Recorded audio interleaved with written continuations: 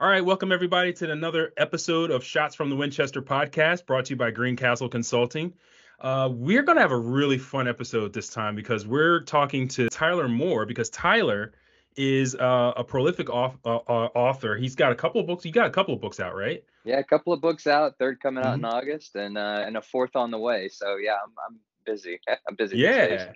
You were former CIA, Directorate of Intelligence.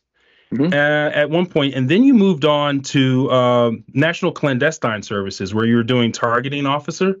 Yeah, that's correct. Yeah, so that's amazing to me. And economic analyst is something that is intriguing to me. I'm not quite familiar with what that is. Could you just give us a little insight on who you are, so that the audience gets a gist of that? Yeah, so like as you said, I was former CIA, and unlike a lot of people, some people have done this, but it's a little bit rare. But it worked out great for me as a writer. That I spent a little bit of time on the analysis side, and then I spent a little time on the operational side. So I kind of got to see both worlds.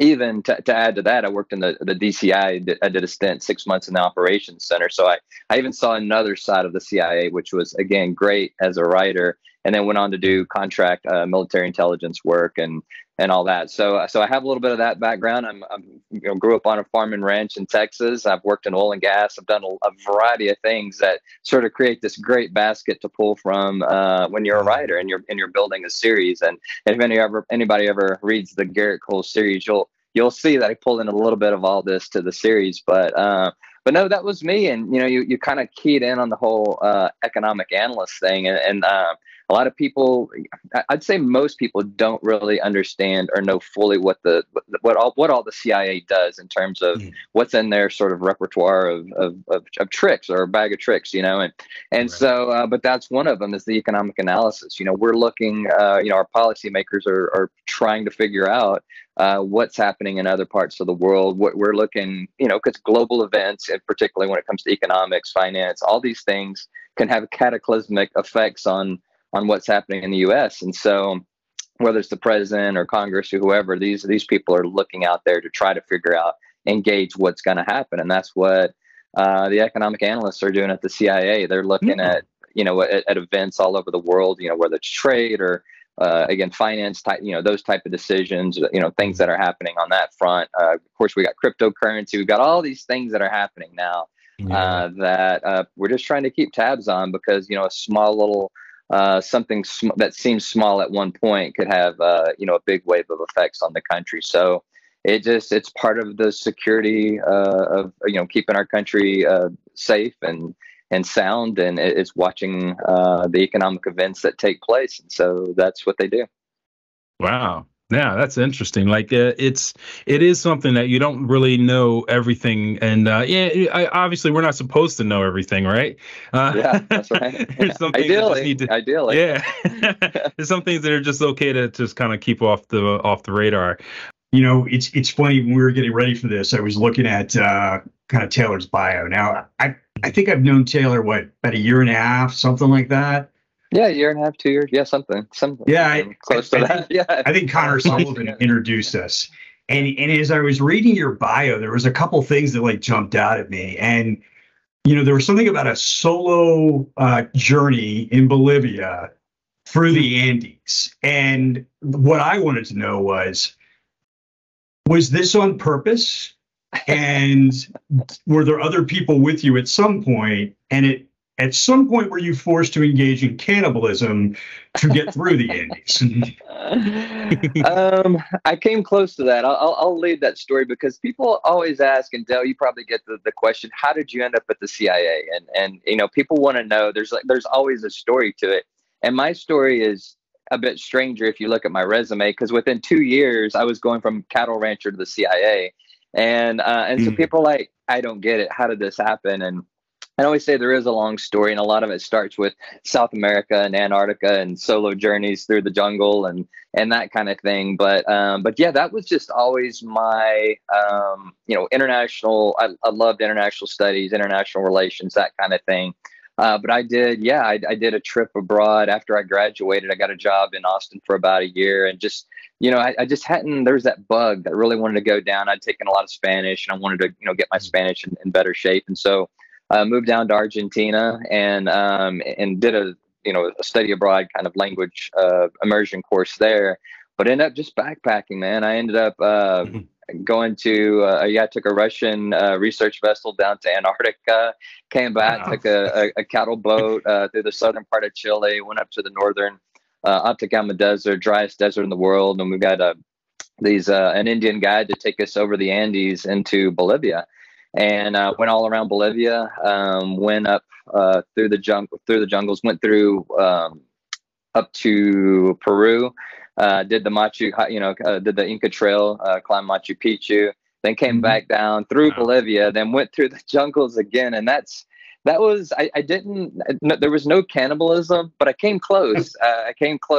Because I got a little tricked. Sometimes this happens to, foreigners. There was supposed to be this direct route that would take me back to Argentina. And by direct, I don't know what Bolivians consider direct, but it was 3-day journey through the jungles on bus. And it was literally, if anybody remembers the movie Romancing the Stone, it kind of had that vibe of, I was, at one point I was out in the bus, pushing the bus through the mud in the jungle, trying to put things under the wheel to get us unstuck. And it was crazy because I was the only non-Bolivian on this bus. And I didn't eat anything because you had to be very careful about what you were going to eat because you could get sick. And I thought, that Montezuma's Revenge would not be the best option on this bus, for 3 days in the jungle. So I literally didn't eat anything. I think I ate a piece of bread or something like that. I just would keep it with me, and because I didn't want to get sick. But anyhow, made it through Bolivia, crossed the border, which is another harrowing feat because at the time I didn't really realize this, although later in life I'd be working on these very issues, but it was a big drug trafficking route that I was on, by happenstance as a 20-something-year-old guy. And so at the border, the Argentine military would stop. We got stopped numerous times and pulled off and searched your bags. And so thank the Lord, nothing happened to me. I was okay. I ended up with some stories to tell, but it was a harrowing ordeal through the jungles. And no, I didn't resort to cannibalism, but it might have come close. I don't know. With a few more days, and we might see what would have happened. Well, you had mentioned a Russian icebreaker. What's the story behind that, man? So that was a crazy deal. So when I was in Buenos Aires, when I was taking Spanish, I saw literally in a newspaper, I saw this ad in the back, and it said trips to Antarctica. And I was sitting there drinking some beers with some friends who were in this language program. And I said, I'm going to go to Antarctica. And of course, everybody, laughed and said, oh, this is, have another beer, settle down, or whatever. I was like, no, I'm calling that number. I'm going to see what this is all about. And so I went, called a number of these people, invited me over for dinner. They're actually Brazilians that were living there, but they were world travelers. And this guy, I kid you not, he had this beautiful home. I mean, so he had a globe, and he had these pins in the globe, and they were just all over it. And this guy told me, he said, I said, have you been here? Have you been here? And he said, Taylor, listen, let me tell you something. I've literally been everywhere in the world. He said, the only place I haven't been is space. And he goes, I'm going there. And I thought he was crazy. Of course, now, this was over 20 years ago when he's telling me this. I thought, you're crazy. Well, no, non-NASA people, nobody's, there's never going to be this space tourism thing. Because that's the only place I haven't been. He'd been to the North Pole, everywhere. And so anyhow, he sort of got me excited about going to Antarctica, and it would have been too expensive. They were trying to fill the boat. I think it was going to take off in like a week or something. I had nothing. I had no gear. I had nothing. So, but I bought the half price ticket to Antarctica, and I just borrowed gear. So I had literally purple women's powder pants that I borrowed from this place where I was staying, the house. Nice. A woman's ski coat, red and blue. I bought gloves and a hat from a gift shop somewhere, and I had rubber boots like you go out and water your yard in. So that was my Antarctica gear that I took, and disposable cameras. So yeah, I show up, everybody's in North Face decked out in this cool stuff, huge, zoom lens, and I look like, I mean, I'm sure they were just like, where did this guy come from? but that's how I ended up. So I ended up on this Russian ship, and it was an American sort of chartered ship, but the sort of excursion part of this was American, but it was a Russian icebreaker. And I kid you not, Dell, you'll appreciate from the intel side, it was so Russian, it was almost like too unbelievable to be Russian, because the captain was this sort of steely-eyed, gray-haired, old weathered face, and really like this cool guy. And I remember, going up, I was in bed, let's up on the bridge, and I went and met this guy, and I said, well, and the ship was called the Sergei Vavilov, and I said, well, here's this, ship. So what does it do when you're not taking people down here? What do you do? And he said, well, Sergei Vavilov, who's the ship is named after, was this, I can't even remember who it was, a Russian, scientist or whatever it was. And I was like, oh, okay, well, that's great. But what does the ship do? Well, Sergei Vavilov in 1910 went to do, I mean, it was like name, rank, and serial number. He would not tell me a single thing about the boat other than who it was named after, the historical sort of background of this guy. And so I was like, okay, I'm not getting anywhere. And so even the crew, I kid you not, it was straight out of a James Bond movie. The chef was this like Nordic god, long blonde hair, jacked up, good looking guy. He looked like the guy that would pull out the knives and start throwing them at James Bond, but like this really like tall, good looking, just Nordic god. And then one of the waitresses on the boat was she was this Russian woman, but she had that 80s style Russian. Remember that short little hair they used to always do? But I kid you not, she was beautiful, but she was a bodybuilder. So literally, she had these gigantic legs, So this is the one that James Bond would seduce, and then she'd try to kill him. Or I mean, everything was just straight out of some kind of like spy movie. So yeah, ended up doing that. Had the time of my life. Great, made a lot of good friends and from all over the world. And yeah, I went to Antarctica with purple women's powder pants and rubber boots. So, but I did it. Yeah, that is awesome, my man. That's amazing. Awesome. That is, and I can really see how your experiences, outside of the agency, working for DoD, and just those sort of things you just shared with us, really kind of influence your writing. And I'd like you to talk a little bit about, the Garrett Kohl series and where it came from. But what I love about it is it's something very, very different. And what I mean by that is, you would think that a former, intelligence officer would write a spy novel, right? And that element is certainly there, but it's so much more than that. And even if you try to describe it as, okay, it's like C.J. Box, but it's a spy novel, that doesn't even get it. I think I don't remember who said this.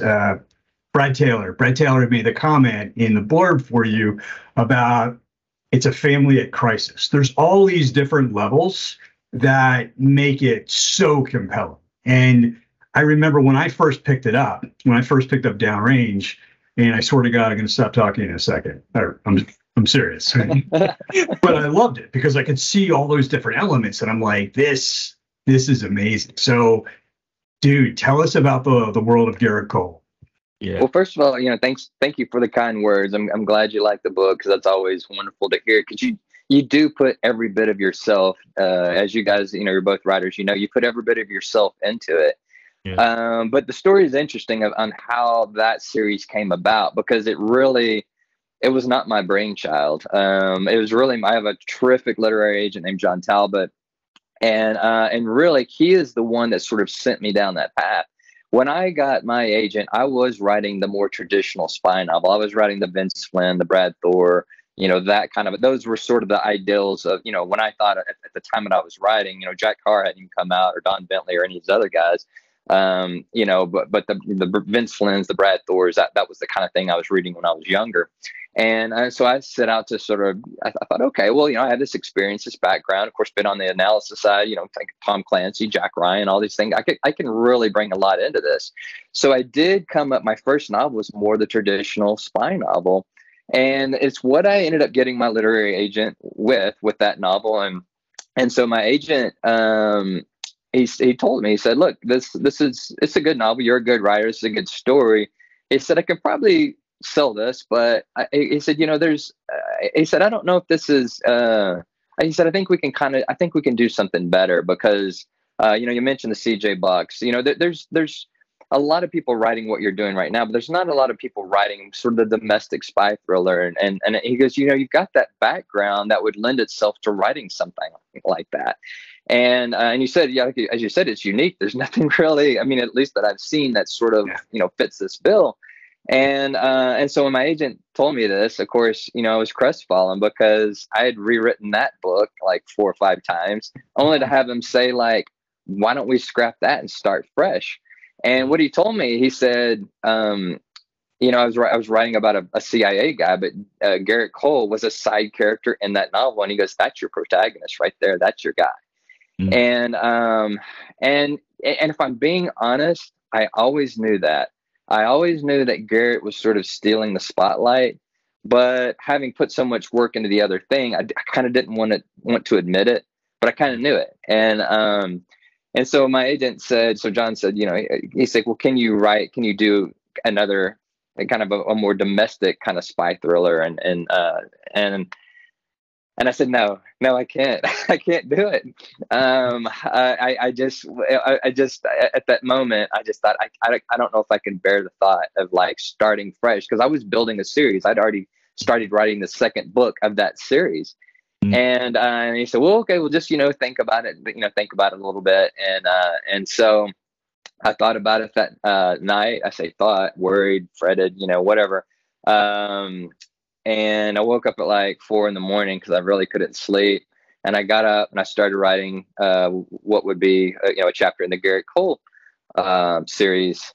And as I wrote that chapter, it came out more smoothly, more cleanly than anything I'd ever written in my life. And I was like, this is it. I found my voice. It took me that long to really find my voice. And just so you know, if you read the book, the first chapter that I wrote was when Garrett comes home and he sees his dad again after years of being gone. And it's not an action scene. It's not anything. It's what Dell mentions. It's the heart. It's a family in crisis. It's family drama. It's a lot different than your average thriller. It's got the bombs and the bullets and the guns and the action, but there's a lot of heart to the story. And so Garrett has been estranged from his family for a while. And this is his coming home, and it's not an easy one because there's been a lot. I don't want to give anything away for people who want to read it, but there's just been a lot of baggage. There's been a lot of bad stuff that's happened to that family, and they just sort of drifted apart. And so that was the first chapter that I actually wrote just to see if I could do this. So I called my agent back up. I said, I can do this. I can do this. So I spent the next few months, I say next few, makes 9, starting from scratch, writing a new book, creating a new series. Because when you're writing a series, as you guys know, you're not writing a standalone novel where it ends. You have to build into that story legs, that will carry it for an entire, hopefully for the rest of your life, right? Yeah. And or your writing career. And so anyhow, that's what I started doing. And so you mentioned, again, this thing being a little bit different. My first editor was David Heifel, who is since retired, but he was an absolute legend in the business. He started the Jack Reacher series. He was the first editor on that. And I remember him telling me, he said, Taylor, we're not going to call this we're not going to call this a Garrett Kohl thriller. We're going to call it a Garrett Kohl novel, because as Dell said, it's so much more. It's got the thriller aspects, but it's got a lot of heart, a lot of family. And that's built into every, I'm about done with book 4, and it's still that storyline, the love interest, all that stuff still carries out throughout the story. And that's a major part of what it is. And it's kind of led to sort of a funny thing, when I, again, being former CIA and military, working contract military intelligence, and I'm a big gun guy and all that. So I thought I was writing this Jack Carr, Brad Taylor, Don Bentley books for the manly men's, military guy, whatever. Most of the feedback that I get is from women, I'd say from ages 40 to 70. That's the majority of feedback that I get on my books, of people who are like them, people who are reading them. And I get men too, don't get me wrong. but and maybe it's I don't know the demographics. Maybe it's just that women take the time to write and let you know that they like your books. But but I remember telling that to my editor after that, and she said, Taylor, that's great, because she said, men are slow to try new things. Women will try new things, but men won't. But if a woman, if a wife or goes to her husband and says, you got to read this, or a daughter to her dad, or whatever it is, he said, people will try it, men will try it. But she said, that's great that women are liking the book. And I've found that to be the case. Now I'm starting to get more men writing to me and say, oh, my wife put this on my bedside and said, you better read this, you're gonna love it. And so that's how that all sort of came about. But it wasn't just like I just came up with this idea. It was really a lot of it was my agent saying, well, why don't we try this out? And I think sometimes my agent kind of goes, thank God it worked, because if not, he would have had me do a lot of work for nothing. But it did work, and so that's how that happened. That's amazing. Now, it really is beautiful, because Taylor takes the time to really understand and get the details right on the boy stuff, the fun stuff. He talks to people, about aviation. He's into guns, and he gets all that so right. And then he does this totally different thing where it's this human element, and it's really different from what so many other people are doing out there, and it's phenomenal. That's amazing. And from that perspective too, like, that wasn't your main character, your main protagonist. That wasn't the idea. So with pivoting in that way, did you have a clear idea, or was it something that started to develop as far as the series went? Because like you said before, when you write a series, you got to have some foreshadowing, because you need to carry it throughout. In some way, while you were developing this story, having had to have pivoted, did you pull any elements from the previous story that you were already working on to make that come together? I did. I absolutely. And the story, the sort of the amazing thing is, and again, I won't give too much away, but there is still an international component to this, where the downrange actually starts out in Afghanistan. And and Garrett is DEA. He's not CIA, but he ends up ultimately in the CIA's world. And so that's kind of how I bring my CIA background. And I've done a lot of counter-narcotics stuff, when I was working with the military, but it was more, at a different level. It was more way up here, not down DEA level, kicking a door, kind of thing. But I'd done a lot of that, so I knew that world. But yes, it starts in every book, although it's based in Texas, has an international component to it. And I know it sounds crazy, and people will probably think when they read these books, this is too outlandish. You will be shocked at how much of reality that I'm drawing from. And it's really strange. So not hard. So the first book starts with, in Afghanistan. I never want to give too much away, but that sort of starts there. And he ends up on this sort of protective custody assignment with this young boy. That's how, that part of it starts out. But then it ends up, the first book is about the cartels, which again, international, because it's down in Mexico, that are reaching in here and, doing what they do. The second book, Firestorm, and I like to point out what a great intel guy I am, because, and nobody ever, I say that jokingly, but I when I wrote about this, I was writing about Wagner Group. Wagner's the bad guys in my book, before anybody even knew who they were, before they were really, they were always they were always on our radar a little bit, but not to they weren't a household word like they are now. But they were in Africa and places like that. So I brought Wagner in as in Firestorm. And of course, now it's kind of crazy, but I was doing rare earth minerals and things like that. So there's always this international component that comes back to Texas and legitimately has a place here. And so I never want anything to be too far fetched. That you can't ground it in something. I always want a bit of an anchor. Book 3, Ricochet, is all about nuclear weapons. And here in Texas, really, the place next to the Kohl Ranch in the book is Pantex, which is a assembly and disassembly facility for nuclear weapons that we have here in the United States. And so it sort of course lends itself to all these wild scenarios that could play out. And of course they do play out in the book. And so, because you have all these former special operations guys that are here doing, the security stuff. I mean, these things have to be transported all over the country, in some cases all over the world. Who are you gonna get to do that? But former Navy SEALs, Green Berets, Army Rangers, Marine Raiders, and Recon, and so a lot of those guys are here. And of course, because of what's going on, we have a huge counterintelligence, system in place here, because of the most dangerous weapons in the world are right here in our backyard. So I always ground things in reality. But yeah, it's over the top, and it's fun, and it's meant to be. The stories are meant to take people on a wild adventure. Wow, that's really amazing. But when you say they're over the top, it's like if I go back and I look at it, I'm like, no, that could probably happen. Yeah, yeah. I mean, I could probably make a case for everything in every book. If somebody says, well, that would never happen, I could probably make a case that it either has happened or something very similar has happened. The third book gets into Iranian Quds Force, and man, I mean, just Google around. You'll be shocked at what, some of the things that go on, or what the Russians are doing overseas and even here, and so I think people would be shocked at what the reality that we don't really talk about, or most people don't know about. But we're not as safe as you think, probably. No, that's true. And I think for me personally, I'd like to hear what you think is, a lot of times being a former intelligence officer, you just look at the world utterly differently. You process the news differently. You don't necessarily only listen to one news source. You listen to multiple sources, and you're constantly assessing and integrating the information that is out there. And heavens knows there's a staggering amount of information out there in the open source.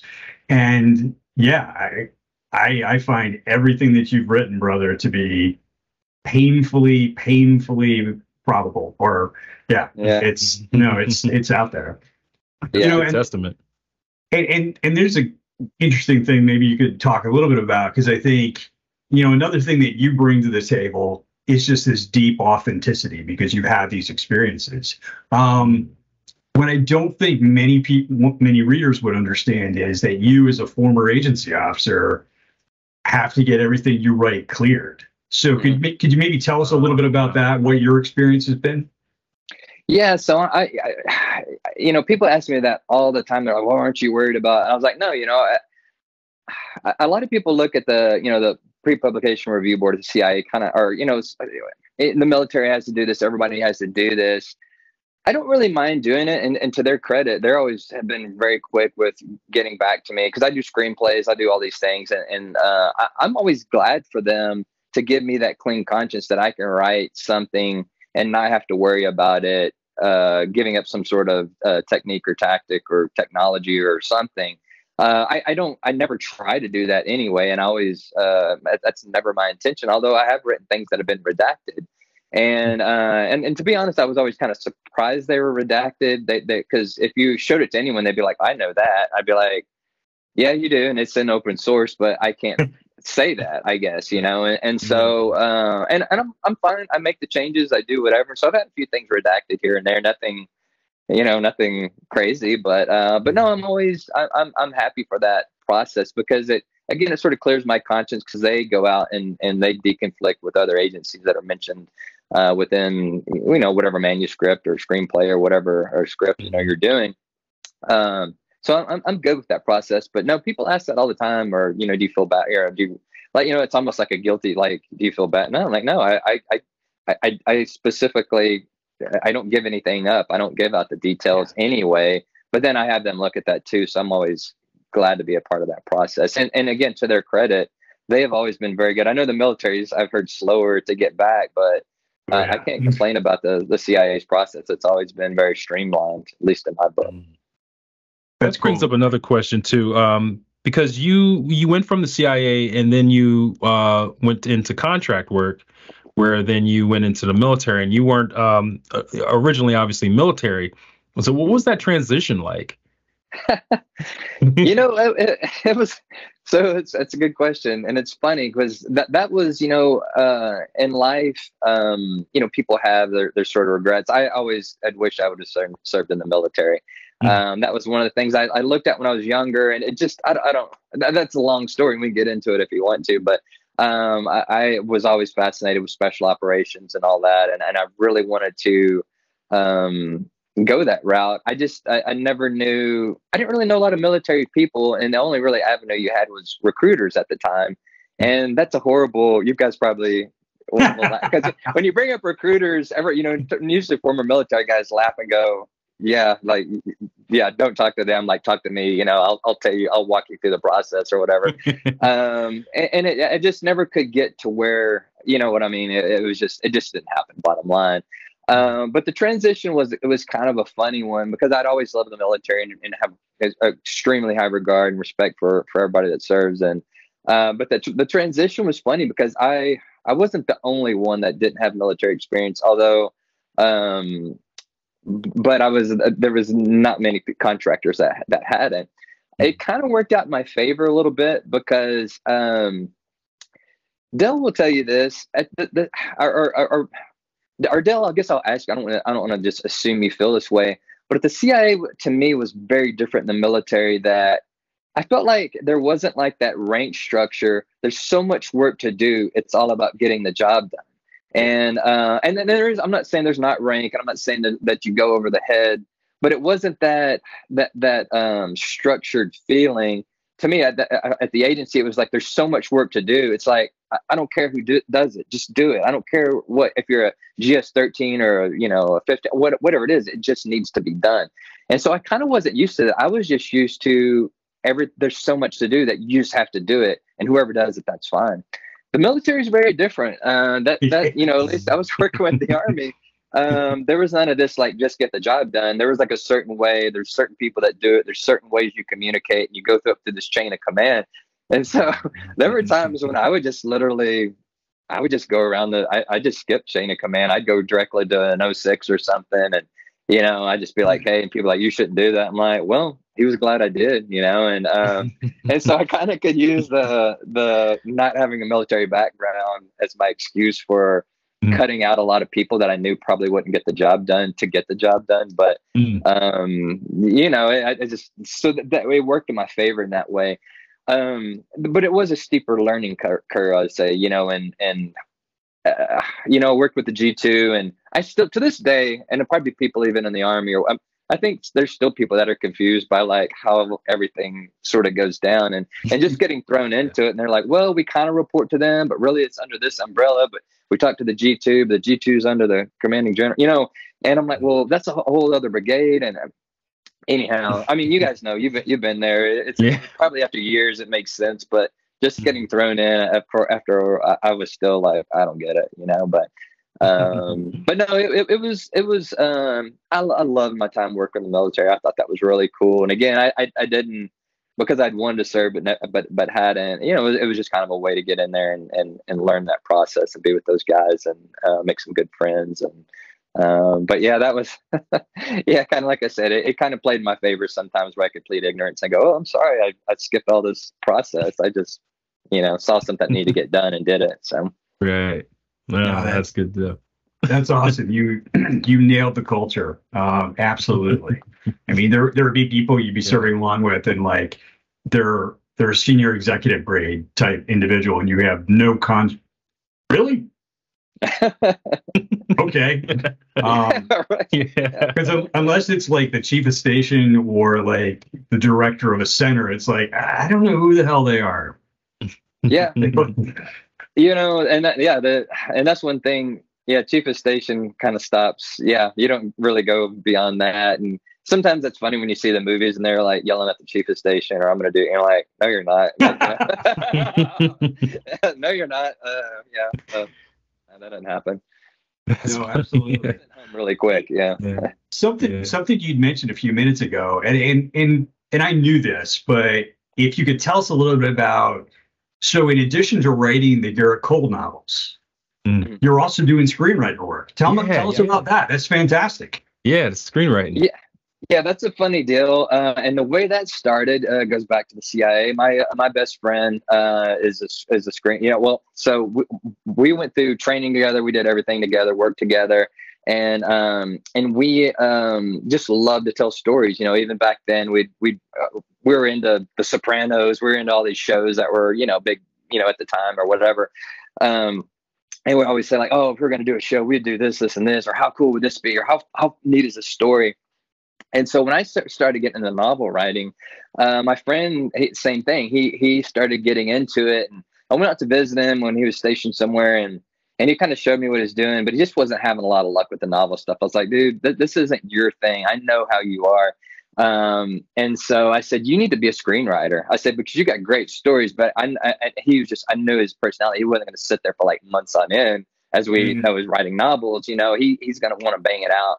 And you can. That's the great thing about screenplays. I mean, you can write a screenplay in a weekend if you just take it. And he would do that. He would, because he was working full time. He'd just take a weekend and like really just bang stuff out. And so he got into that side and started pushing that in while I was, you know, simultaneously working on my novels. But we would do these screenwriting projects together. And just, you know, for one thing, we were friends. We're having a lot of fun, and we were entering contests, and of course, we'd lose, and you know, be mad about it, and then every now and then we get, you know, some kind of contact in Hollywood that would promise to meet us, but would never make the phone call, and so we've got all these funny stories. There's somebody that would go to lunch with a famous movie star, but then we never hear back from him. I mean, it's just story after story. Of just like classic funny Hollywood stuff, but we're friends. We both had our, you know, we're doing what we're doing.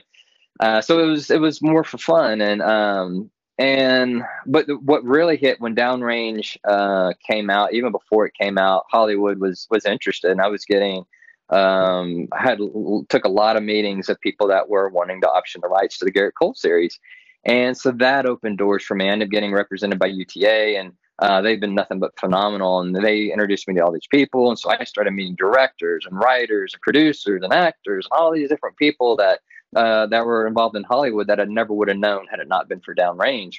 And then just through that process and through writing more, I just started meeting more and more people involved in the film industry. And so that opened the door for some of these other screenplays or ideas that we're working on. So I brought on another friend who's former NYPD, and we would come together in this writing team. And I got another friend that's working on another project. And another friend working on another project. So I just know all these people sort of mutually, you know, or that were exclusive from each other, but we'd have these ideas and we just start working on these projects together. And it's kind of strange. I ultimately ended up more in a producer role in some cases. I know it sounds weird. I didn't really intend to do it, but I didn't really even know I was doing it until another producer friend. He said, "So you're producing now?" And I said, "No, I'm a writer." And he goes, "No, but you're doing that." I was like, "Well, I'm just kind of, I know this director and I know the right people, and I got this team with they're interested in this idea, so I got this writers group and I'm putting it together." He's like, "That's a producer. That's what you're doing." And I was like, "Oh, okay." And I was taking the meetings, you know. So like this year, I've had 11 or 12 meetings with kind of high level. I mean, like the biggest studios in the world, you know, that I'm meeting with and pitching these ideas, and some are interested, or some didn't particularly want this, but wanted to get to know us because we're doing things that they like and producing. So I'm doing some more like a domestic spy thriller that's CIA stuff that's unrelated to the series, but and then we got a sci-fi horror, we got a comedy thing, we got all kinds of stuff that we're working, and people are interested. So I kept meeting these other studio, you know, producers, and they're like, "Oh, you know," they say, like, "We don't really like that." What I was like, "Oh, well, what about this?" They're like, "Yeah, I'm interested in that. I'm interested in that. Well, send me that." So yeah, that's kind of how that's all worked out. And then of course now we had some interest from a really big film group, and then the strike we had, so the stream SAG and everybody, all the Screenwriters Guild, everybody's on strike now. So yeah, I don't know. That's so it all kind of. Yeah. So that was tough, but it'll come back. You know, it'll come back at some point. We'll keep going, but that's been fun. It's been a great opportunity, and it just if you write novels, it's such a slow process. The reward takes so long, but if you're writing a script, or we're doing it, we'll bang out a pilot pretty quickly, and it's fun. You have this finished product that didn't take you months upon months of grueling editing to get to. So yeah, that's intriguing. Awesome. Like from my point of view, I I'm a script writer myself. I'm the stories that I'm working on, and you caught me with the sci-fi horror. That's kind of my genre. I love that. I'm doing a radio script, so it looks more like an audio script with actors and everything like that. Cool. From my point of view. So my question is, novels or screenplays? What do you have more fun writing? Oh gosh, oh man, novel writing is my that's my bread and butter. That's what I do. That's my career, my job, or whatever. And I like that's a great question, and nobody's ever asked it. And I like being able to throw myself in, as Dell has put, with my books. There's every bit of me in it, because it's got the heart and the soul that is my heart and soul that I put into those stories, because well, it's just, so that's very near and dear to me. So it's not as fun, but I think it's more meaningful. The script writing process to me has been more fun, because it's usually more collaborative. I'm usually working with a friend, and we're laughing, having fun, and we're brainstorming, and that's really cool. And the reward comes quicker. But it's a little more, little more quick and dirty, right? When you're writing a script, it's not that, hours of, anguishing over paragraphs. It's, you just bang it out and you knock it out, and you're happy with what you do. So it's probably more fun, because I'm a people person. And so, being an author it's a lonely job, right? I mean, it's lonely. I sit in my office here by myself all the time, in a quiet house, and that's my life. But the screenwriting thing is probably more fun in terms of being collaborative and just sort of quicker. But I guess for me, the novel writing part is more meaningful. It's more my heart and soul. That's solid. I like that. Yeah, it's important too. I think every good writer puts a little bit of themselves, if not a lot of themselves, into the stories that they're working on. And there's some characters that are just more you than others. But I also find that people tend to spread themselves out throughout their characters in order to have some kind of identity. Dell and I were having a conversation earlier about different demographics, different like men and women, writing as a man, writing a female character, you don't know everything. You want to get as much detail as you can into a character, and you don't want people to just read right through that and be like, yeah, a man wrote this. You want it to feel like an authentic character, and a lot of times I think it's informed from the people around you, the people that you can ask questions to, especially with ethnicities and things like that, you can't really just write from your perspective, So that's one of the things that I'm working with now in the story that I'm working with, and I know Dell deals with that and stuff like that. How do you get around as an author, as a writer? How do you deal with that situation as far as getting that character right, even though you're not that character? Yeah, that's a great question, and it's one of those. Gosh, it could almost stymie you if you really got too worried about it. You won't write anything. And I've talked to authors that's happened to, where they're like, "Oh, I'm so worried about writing about somebody that's another race or another gender, whatever it is, that I can't find. I don't do it." I'm like, well, that's not the right thing to do, because you want. I mean, if you read my books, you'll see it's every race, creed, color, you name it. It's in the books. And that's what makes them fun. To me, that's the fun part. And so I think you just have to do your best of, just go to your heart and just try to pull the best of everyone into your stories. And everybody knows someone that you can kind of pull from. Like if you got a friend, you can be like, okay, well, I'll sort of make my friend this character, or what I mean? That's who I'm doing. I'm going to pull their personality, and I'm going to pull in the way they say things or whatever. And I'm going to, and it may not be one person, it might be 3, 4, 5 people, but I think there's ways to do it. And if you don't know, you can always ask, and that's what, I don't do. I'm big into talking to different people, but usually it's more the technical side of things. If it's special operations, and Ricochet, that you guys got, guys coming up from an SD, submersible, I talked to a SEAL that did this. I haven't done this. I can Google it, but I wanted to know what it's like to sit down in there in the darkness and feel it, In detail. And exactly. So, but that's more the technical side. The sort of feeling things. I've either known people or can ask someone. The only time I've really gotten a little bit, I don't want to say like hesitant, but I wanted to get it right, was I wrote a little bit about some like PTSD. And that's not something I had, but so I reached out to a Marine that I knew and I said, hey, read what I'm writing here. And like, let me make sure this is like how who's going through that. I don't want to not write that correctly. And then, make someone not necessarily offended, but just like let them down, be like, well, you could have done better. I always want people to feel like I'd done my research and done it right. Even if it's not, like I said, I don't have PTSD, but if I did, I would want someone to have asked, like, does this hit the mark or whatever, or can I change this in any way? So that's what I try to do. And so I think at the end of the day, you just got to try your best to hit the mark.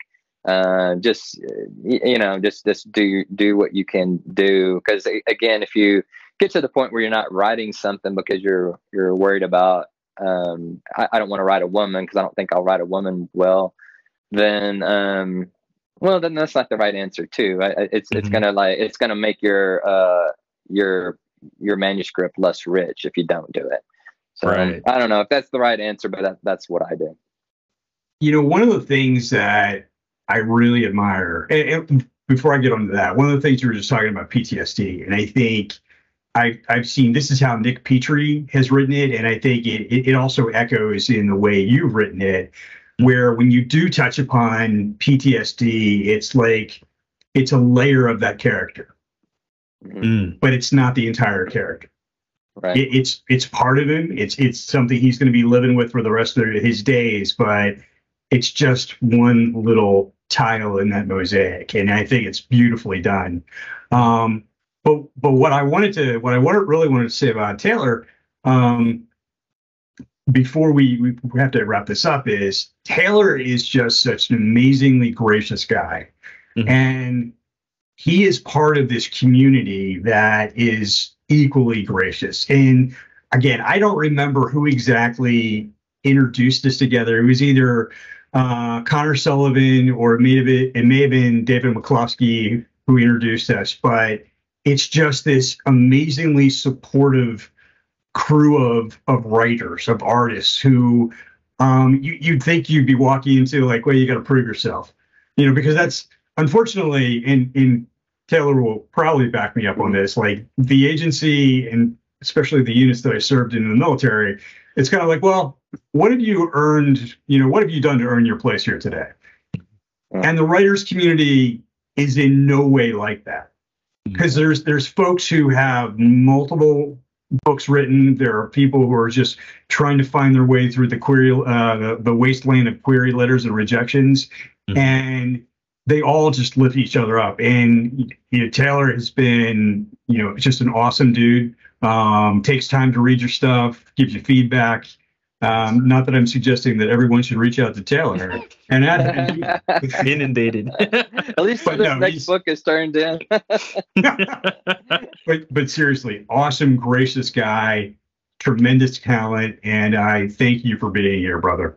Well, thanks, Dell. And just to sort of second what you said, you're 100% right. The thriller writers community, particularly, I guess, our group of military spy thriller, I was shocked. And again, Dale will tell you, coming from the CIA, you don't have that experience there, right? Yeah. It's a place that eats their young, I would say. It is the complete opposite of the agency in terms of being welcoming. I don't mean to pick on the agency, but it is shockingly friendly, I guess is what I would say. And you're right, Dell.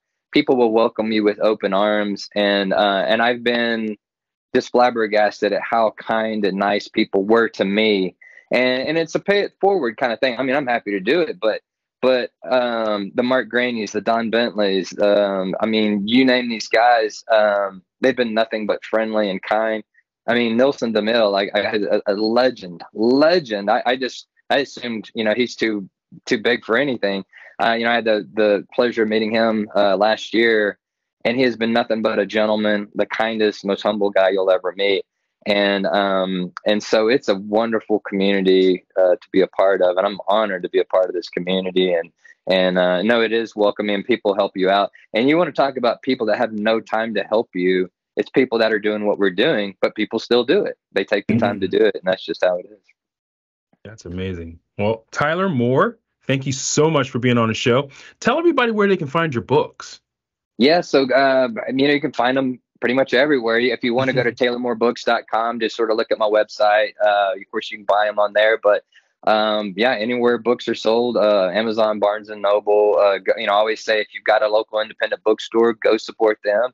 Nice. But yeah, anywhere books are sold, you can find. The first one is Downrange, second is Firestorm, third coming out is Ricochet, and I'm about to turn into a fourth. So if you like jumping into a series that get to know the characters and write it on through, this is the perfect series for you. And each one is a standalone. You can do each one. But I always tell people, I'm like, if you read this next book, you're going to go back and buy Downrange, because you're going to want to know, how did all this crazy cast of characters come together? So the other thing I want to tell you too is I know a lot of people say I don't have time to read, but pretty much everyone these days is sitting in traffic somewhere. So if you like Audible, if you like listening to podcasts or books on audiobooks, Jeremy Arthur, that does my books, is phenomenal. He makes the books better than they are. I always give him that commercial, and he's great. He really does. He does the voices, and he does them incredibly. So if you're into Audible and audio, then by all means, check out Downrange, Firestorm, and Ricochet.